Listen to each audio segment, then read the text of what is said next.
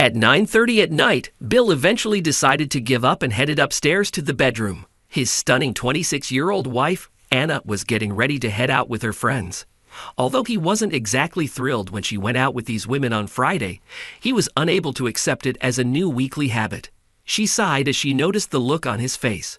"You're not going to sulk about this, are you?" He gestured to her seductive sky blue underwear and the little frock that was spread out on the bed. She was quite seductive in them. He remarked, "I've never seen these before." She seems a little ashamed. "Well, yes, I bought them just this week." After thinking about it for a while, he went to the restroom and came back carrying her underwear from the laundry basket. "So is this normal for a husband?" He held up a pretty ordinary average pair of underwear and bra. He pointed to the little sky blue bra and lace thong, barely masking her charms, and said, "But you happily bought this for some men who you've never even met before." He looked at her very closely. He took a deep breath. "Unless, of course, this is just another stroll through the night with the prowling gals. Perhaps you've actually made plans to go on a date with someone there." She gave him a skeptical look, and he cocked his head. "No," she cried out. "No one else exists." "What kind of thought process is that?" "So when you're out with your friends, you never dance with other men, embrace them, kiss them, or let them get close to you?" he asked, swerving to avoid answering her question. "How could you possibly put that out there?" She was furious now. "I dare to suggest it because I know more about your friends than you probably realize," he responded. "Two are divorced, one is single, and you make up the group. Do you really think I wouldn't try to bring you down to their level when they're looking for casual encounters?" She hit him. "How dare you judge them?" Calmly, "I'm not passing judgment on them. They're free to make their own choices, as are you." She gave him a wary glance. "So you're advising against my going? How is that even a choice?" "I didn't advise you against leaving. I just wanted to be clear that I think it's improper behavior for a married lady, and that you are being forced into circumstances by your pals that would ultimately damage our marriage." She became enraged. "Are you seriously suggesting that my outings with girlfriends could threaten our marriage?" She quipped. "Stop being such a bastard. I always return to you at home. Why do you worry so much? You're the most attractive woman I've ever met, but you frequent clubs with unmarried girls, which makes me uneasy. Alcohol and enthusiastic men are a certain recipe for danger when added to this." Raising his hand to keep her from interrupting him, he continued. He motioned to her nearly nude appearance and said, "You think this is something your husband should just accept without questions? Our marriage is already at risk. Hey, it's too late now. You're trying to make me late for our meeting at 10 o'clock, which I committed to attend." Maintaining the same attitude, she went back to applying cosmetics. He resolved to try one more time. He said sharply, "You also promised to respect your husband. You seem to be at ease enough to break that pledge. Do you value your friend's sentiments more than mine? Why the devil do you feel this way? Are you not trusting me?" She lost her temper. "I'm simply taking the girls out for drinks. And that's it. For the love of God. Now please leave me alone." He let out a long sigh. "It's just that I want to trust you. But I refuse to sit at home every Friday night wondering if you'll take another step or end up accidentally flirting with some guy. I would never do that." Once more, he cut her off.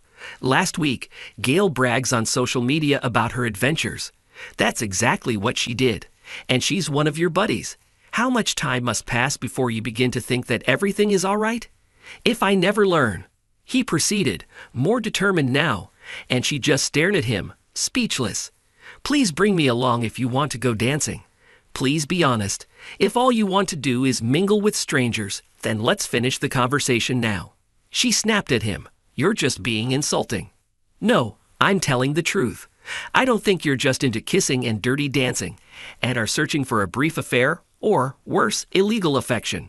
I'm inclined to think you haven't cheated on anyone, but you have this option: go or stay. I have an option too, but ultimately it's your decision. You can party as hard as you want if you go. I'll be gone by the time you return. And now for it," he declared. He had made every effort to let her know how he felt and how much he wanted to save their marriage. She might choose between them and him now.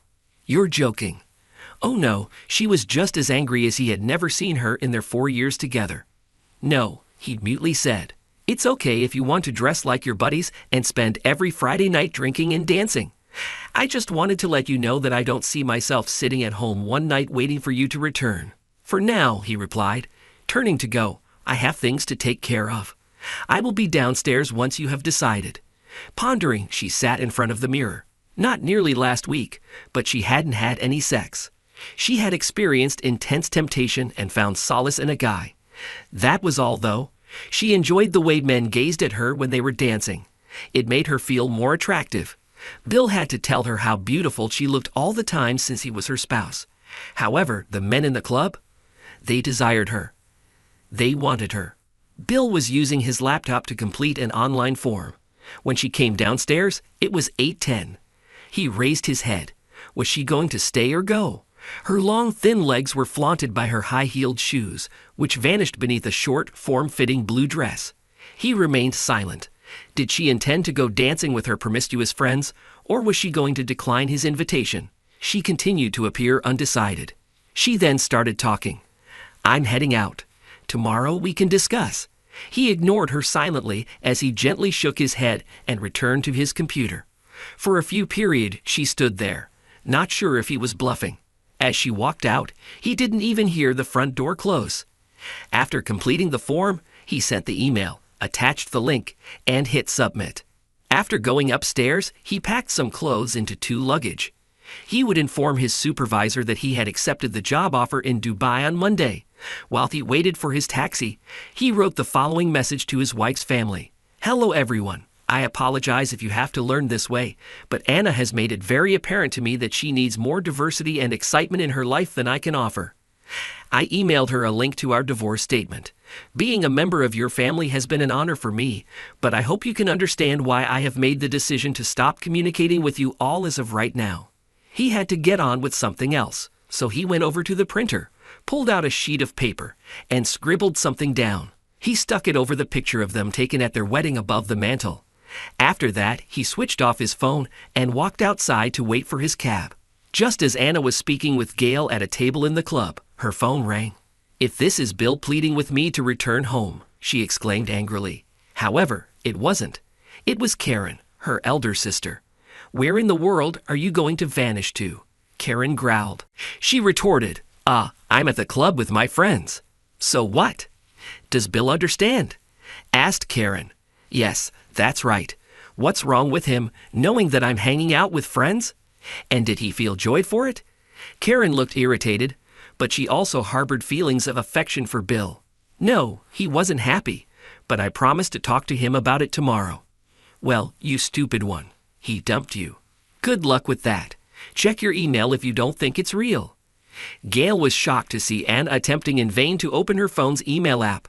Her acquaintance was clearly pale, even in the nightclub's dim illumination.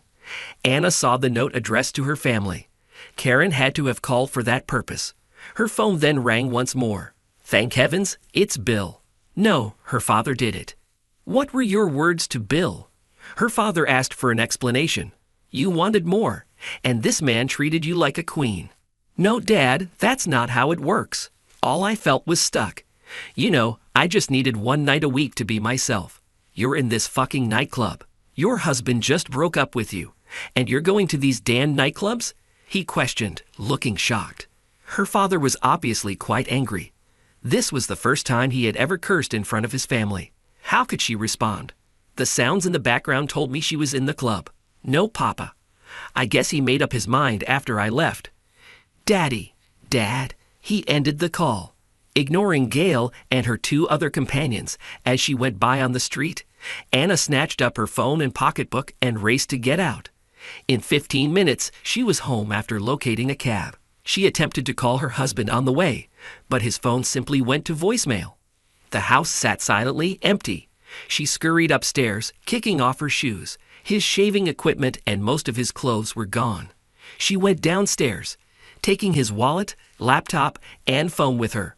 His passport was missing too. Back upstairs. He had forewarned her not to leave any space for interpretation or ambiguity.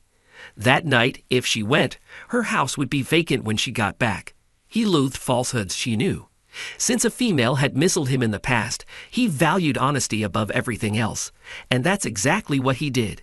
Anna came downstairs looking completely confused. She was married an hour ago. They were no longer together. She would get divorced in less than a year, all because she went dancing. It was then that she noticed the picture over the mantel. There was a problem. She thought she was going to get sick when she realized what he had done. It was an image from a user's social media account. It included a young man getting down on one knee to propose to his fiancée, but Anna was kissing a man behind her back as he caressed her breasts. Bill had scrawled *LIR* at the bottom in large black characters. So what took place next? Bill left for overseas, and Anna received the freedom she had always desired. The rest of the story, which includes the abortion and Anna's childlessness following it, as well as Bill's ultimate marriage to a lovely Australian woman he met while kayaking in Dubai 6 months later, are unrelated events that may or may not be written. However, there was where Bill and Anna's story ended. I slowed down as I got into my street and drove more slowly. I had been calling and writing to the city council every week, but they still hadn't rectified the dangerous pothole in the middle of the road. Because our street was at the bottom of a steep slope, cars would enter it at an unacceptable speed, and I was afraid that one day there might be an accident. Clearly, this was not something that needed to be addressed because I never heard back from anyone other than we are working on it. Well, maybe I may think about supporting the opposition in the upcoming elections. I saw a big automobile parked in the driveway as I got closer to the house. I pondered whether Emma had received a visit from one of her pals. It wouldn't have been odd because I knew her friends well and they occasionally hung out at our apartment. The vehicle, however, was unlike anything her buddies would drive. After 4 years of dating, Emma and I had moved in together for the previous year. I knew she was going to get a ring soon, and I had intended to propose to her and make it a lifetime commitment. It turns out that she had intended to give me my own enduring memory in place of that. I parked in the garage and made myself known inside the house.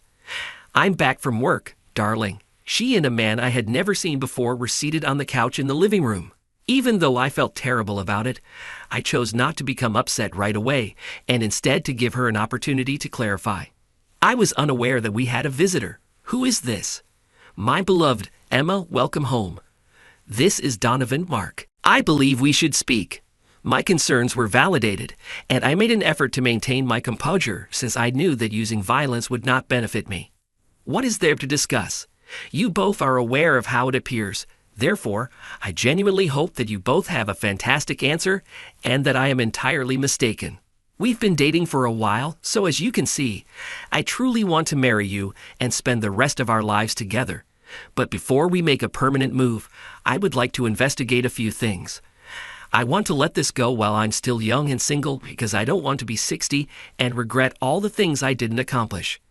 I don't want to keep seeing Donovan behind your back now that I've been seeing him for a long. I felt it only right to let you know. In order for us to all be happy, I would want to make you an offer. Do you not believe that we should be more open in our relationship?" "Really? Emma, what's honest about that? It's merely disarray. I hope that's not how you interpret it. You are aware that you will be free to see other ladies if you consent to this. However, I have enough faith in you to know that you'll contact me again. I won't pretend to like it, but both parties need to follow the same guidelines in order for a relationship to succeed. I so have no choice but to pursue my goals. You'll see how much stronger we get if you give us a chance. Even though you're not quite persuaded right now, I have no doubt that in a few months you'll see it as merely a small but positive adjustment to our relationship. Are you even hearing yourself out? Are you not following the proper rules when playing? You're seeing someone behind my back, and you're so arrogant as to act like it's a relationship in order to avoid feeling bad about it. A small reorganization? You are crazy, for heaven's sake. Have you always been so stupid and I haven't noticed it?" Donovan began to say something. "Now pay attention. No, put an end to it. Heaven forbid, this is just an issue for her and me. I have said enough. You two leave my residence immediately. I find your presence intolerable." Emma let out a sigh. Although I sincerely hoped you wouldn't respond in this way, I had a sneaking suspicion it would. To give you some time to collect yourself, I've packed a suitcase with a few essentials and will be staying with him for the next few days. You'll know what it's like for, I'm sure. Leave. Emma thought it was best for her to comply with my demands after noticing the fury in my eyes. She reached over to give me a kiss, but she changed her mind when she noticed the anger in my eyes. After leaving the house, they made their way to his car. In an attempt to maintain my composure, I approached the door and stated, "I hope you know that we're done. When you're free to visit and pick up the remaining items, I'll let you know. That thug is not welcome in my home, so I hope you're wise enough to ask for assistance from someone else." Donovan came up the driver's side, facing the road, while Emma moved closer to me by the passenger seat door. She attempted to offer a final appeal. "Please hold off on making decisions for the time being, darling. I understand that you're upset, and I apologize for causing it, but I think that this will strengthen us over time. I'll wait a few days before speaking with you." The loud noises of an engine roaring at full speed cut off her speech. A red sports car slid down the hill at a speed well over the posted limit while we watched. Emma grew silent as she waited for the automobile to pass, the loud roar making communication difficult. As the automobile got closer, I saw that it was speeding directly into a big pothole, too quickly for me to see and avoid. The car lost control as it dove into the pothole and collided with Donovan's vehicle on the driver's side, which is where Donovan was standing while awaiting the conclusion of Emma's speech. Everything I needed to know was conveyed by her startled look. I forced a grin on my lips. Maybe I should still cast my ballot for the present mayor. As we come to the end of our exploration of human connections, don't forget to like, share, and subscribe to our material. We appreciate your support and hope to see you in upcoming stories.